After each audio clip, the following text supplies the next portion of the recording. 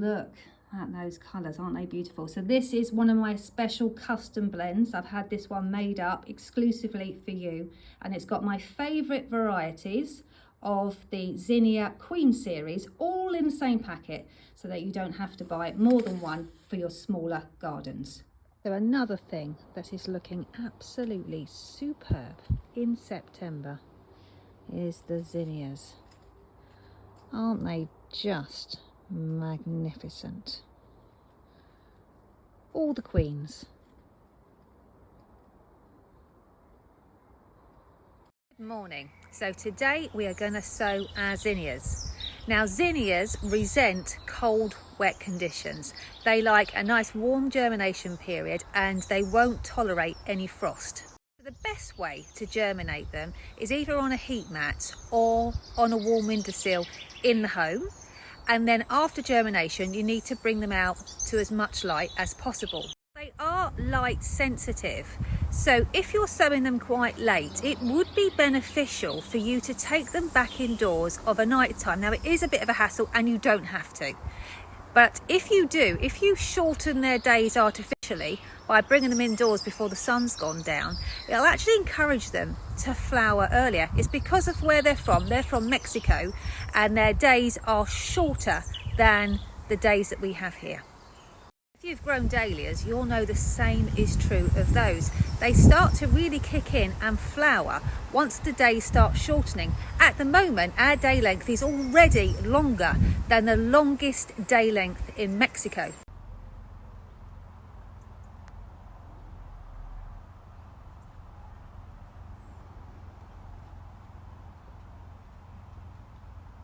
Turn to your Spring Grow Along Handbook and the page on zinnias. You'll see that I've written all of this information down for you.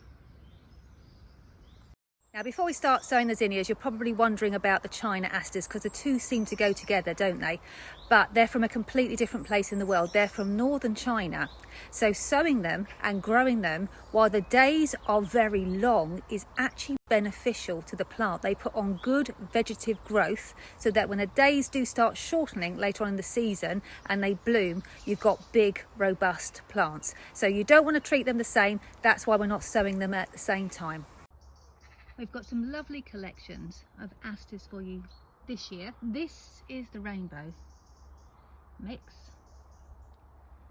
I'm in love with the lemon, completely head over heels. And then you can get the apricot and the chamonix separately if you're doing wedding flowers, and also this beautiful grey.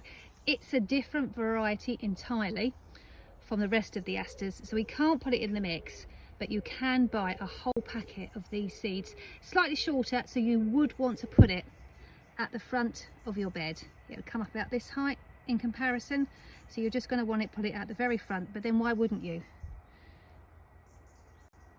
You need to be able to admire it, don't you? So here's my zinnia seeds, and I'm just dibbing holes to drop them in. They don't need light for germination, so you can happily germinate them indoors, because they'll be covered with compost anyway, just providing that you make sure that you move them out to the light as soon as germination has occurred, so they don't get leggy. Zinnias are a little bit fussy with their roots, so when they've filled their 40 cell tray, not before, when they've filled it, I will then move them on into 15 cell trays, or more likely pots, while I wait for the spot in the garden to be ready, and they can carry on growing then. And then I will transplant them carefully, because otherwise they can suffer, like the cucumbers, they can suffer from transplant shock. And the way that you notice that most likely is that the flowers will come out as singles. And that's all it was. They should get over it and they should get better. But if you ruffle their roots, they will get upset with you. And if they get root bound, that will also cause single blooming. So if that's happened to you before, that's all it was. But don't worry, we will do it together.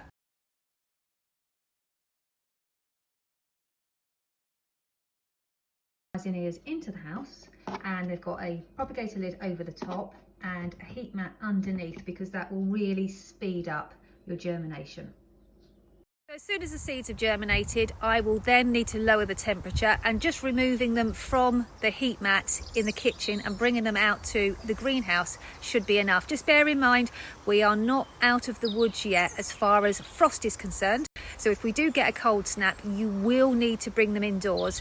And if the evenings aren't as warm as they have been lately, then maybe put a propagator lid over the top. And again, don't forget, you can take your trays in at night time and bring them out during the day.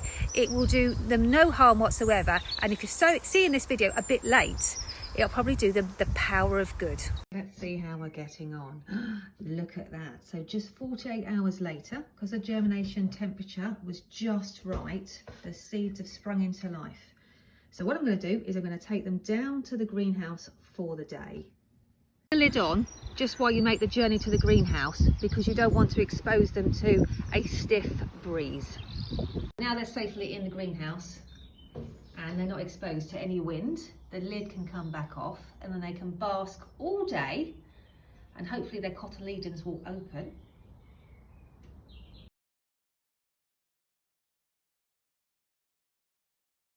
Just coming up to 5 o'clock and I've come to collect my zinnias. Look at that.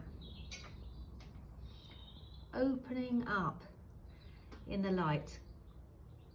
So anyway, we've still got a few to come up. So I'm going to take these back up to the house. I'll put the lid back on them for their journey. And we'll put them back on the heat mat for tonight. And then hopefully that will be it. So here we are, fast forward 24 hours. They've spent a second day in the greenhouse. It's going to be chilly tonight, so I'm going to tuck the tray under my arm now, take them back to the house, but no need for the heat mat. If you're sowing another round of seeds, then your heat mat's now available for those. And then you want to keep them completely frost-free and frankly even away from cold temperatures. And the early nights will encourage earlier blooming as well. Fantastic. I'll bring you in the greenhouse for a little look around. Now these are the zinnias. Lots of you wanted to see how my zinnias are getting on. So this is them. I'm leaving them in the greenhouse because they are hot weather plants. So they are reveling in the heat in here. Make sure you're really careful not to overwater. So if you've ever had trouble growing zinnias and found that they just went mouldy and collapsed, it's because you overwatered them and they don't like a soggy bottom.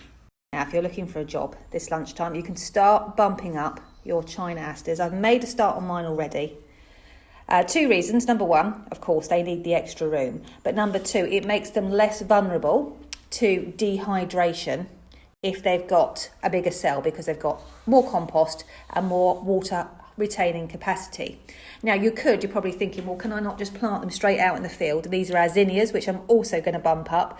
You can, but I've lost plants so many times in the past by planting out these tiny little plugs, and it's really difficult to keep them hydrated. So you water them in the morning, then the sun bakes them all day, and by the time you get to them in the evening, they've already run out of water and frazzled in the field.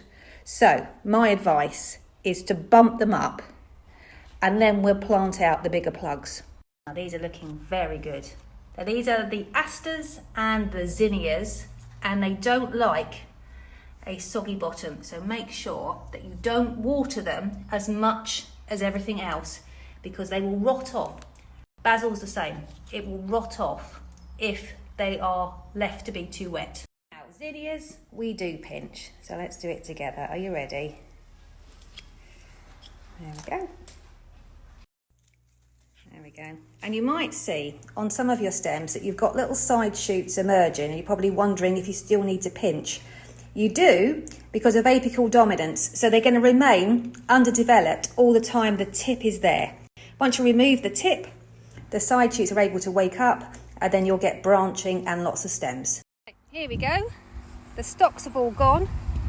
I fed the bed and thoroughly weeded it. And I'm planting the zinnias 22 centimetres apart. They are further behind than last year because of the cool weather, but not too much, because we did cook them in the greenhouse. They're going to revel in this hot sunshine that's coming. Seedlings, you do need to be a bit more careful because they're not planted as deep and the soil surface is baking. So if you've got small seedlings, these are not small, these are zinnias, and I planted them quite deeply, so they're absolutely fine. But if you've got anything that's really small, that's a lot more vulnerable to the soil surface drying out. So what you could do, this is Neil's frames, can you see it's giving a bit of dappled shade? So what you could do is just put your washing in front of any vulnerable seedlings. Look at the zinnia patch. My goodness me. It's just heaven. I definitely need to get a longer arm.